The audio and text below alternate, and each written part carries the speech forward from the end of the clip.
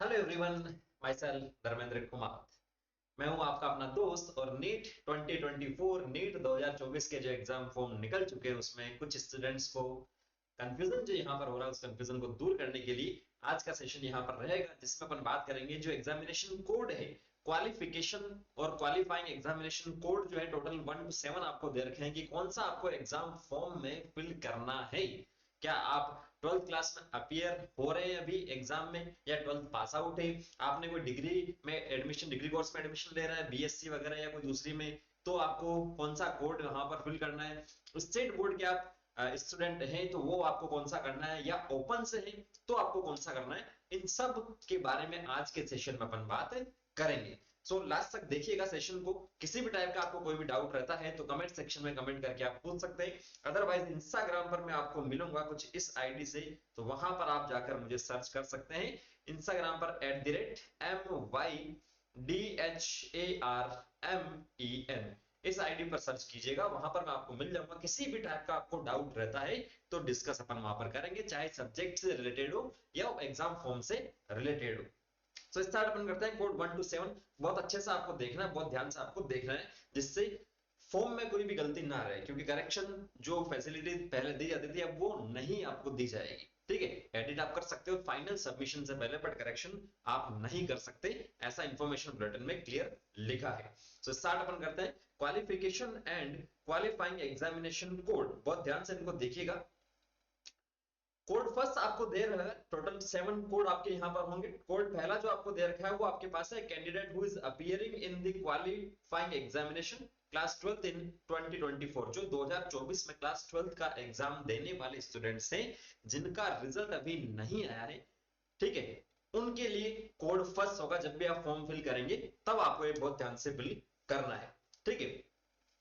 But इसका मतलब ये नहीं है कि आपका मेडिकल कोर्स में एडमिशन हो जाएगा अगर आपने उस एग्जाम को क्वालिफाई किया है, तब ही आप क्या कर पाएंगे, उस मेडिकल कोर्स में एडमिशन ले सकते हैं, ठीक है। इफ ही और she does not pass the qualifying examination with the required pass percentage at the time of first round of counselling. अगर आपका रिजल्ट नहीं आया है, जो काउंसलिंग हो रहा उस टाइम तक, या रिजल्ट आया है और उसमें आपने पास नहीं हुए, और नीट में अगर आपने पासिंग मार्क्स आप लेके आ गए, तब भी आप एलिजिबल नहीं रहेंगे। ये बात आपको बहुत अच्छे से ध्यान में रखनी है। तो कोड फर्स्ट जो दे रखा वो आपका कौन सा है, क्वालिफाइंग एग्जामिनेशन। जैसे या अपीयर की बात करें, जो फ्रेशर स्टूडेंट है जो 12th क्लास का एग्जाम देने वाले हैं, उनको कोड फर्स्ट यहां पर फिल करना है।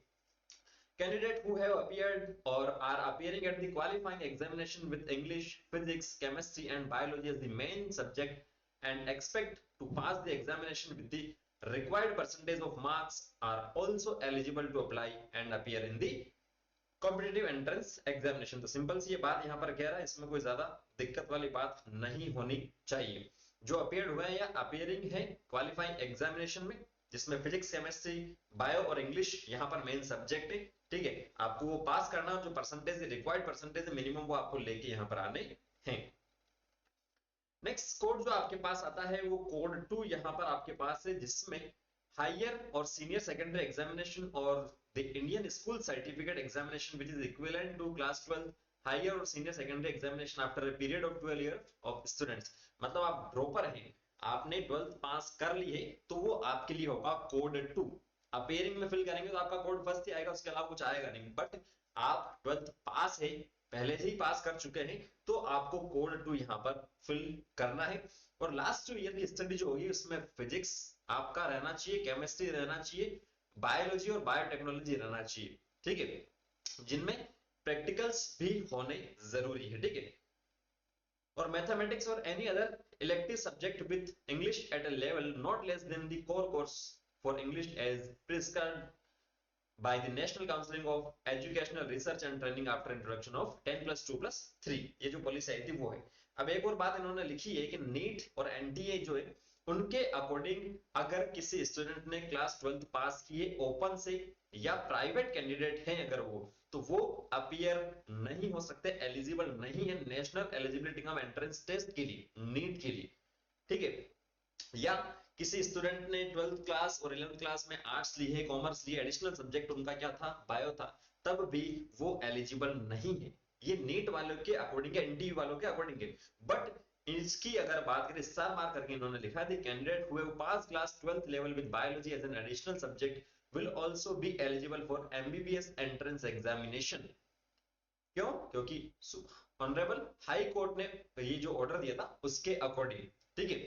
साथ साथ में इन्होंने ये भी कहा है कि कुछ जो यहाँ पर पिटीशन लग रखी है honourable high court of Delhi में या इलाहाबाद या लखनऊ बेंच या मध्य प्रदेश या जबलपुर जो है वहां पर लग रखी है, तो अभी जो चल रहा है उसके अकॉर्डिंग क्या है, अगर फैसला जो है इसका जो रिजल्ट है वो उन स्टूडेंट्स के साइड में आता है तब तो वो एलिजिबल है, अदरवाइज नीट ने मना कर रखा है। तो अभी तो आपको फॉर्म तो फिल करना ही है, चाहे तो आप क्या है एनआईओएस से हो, national institute of open schooling से हो या स्टेट ओपन स्कूल से हो या प्राइवेट कैंडिडेट हो, तब भी आपको क्या करना है, फॉर्म तो आपको भरना ही पड़ेगा।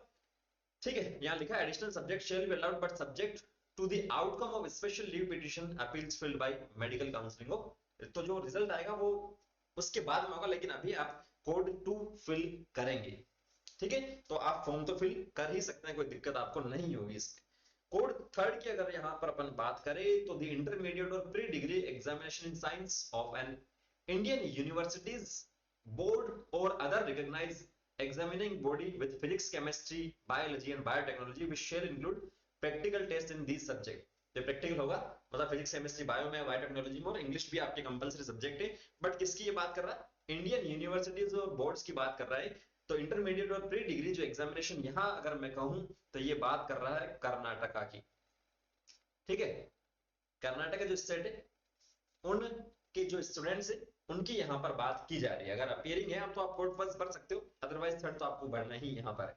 नेक्स्ट आता है कोड 4 में द प्री प्रोफेशनल और pre medical examination with physics chemistry biology and biotechnology and English after passing इधर द हायर सेकेंडरी एग्जामिनेशन और द प्री यूनिवर्सिटी और एन इक्विवेलेंट एग्जामिनेशन। तो प्री प्रोफेशनल जो होता है फॉरेन में एमबीबीएस करने का जो सोच है स्टूडेंट्स उनके लिए एक एग्जाम होता है, तो वो अगर आपने क्लियर कर रखा है, ठीक है, या प्री मेडिकल एग्जामिनेशन की अगर अपन बात कर रहे हैं जिसमें फिजिक्स केमिस्ट्री और बायो आपकी आ रही है, ठीक है, या आपने क्या कर रखा है, द प्री प्रोफेशनल और pre medical examination shall include practical test in these subject also English is the compulsory subject. तो आपने कोई एग्जाम जैसे बी एएमएस हुआ, बी एचएमएस वगैरह हुआ, या B pharma, B BSc nursing वगैरह जो 4 इयर्स का होता है, वो अगर कोर्स में आपने एडमिशन ले रखा है या आप चल रहा है उसका फर्स्ट ईयर वगैरह, तो आप कोड 4 यहाँ पर फिल करेंगे।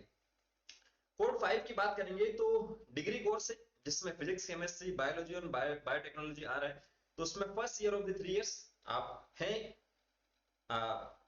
आपने डिग्री कोर्स में एडमिशन ले रखा फर्स्ट ईयर या सेकंड ईयर में है, तो आप ये फॉर्म ये जो कोड है वो यूज में लेंगे। ठीक है, physics chemistry biology biotechnology with English at a level not less then core course, ये आपका सिंपल सा पांचवा यहां पर होगा।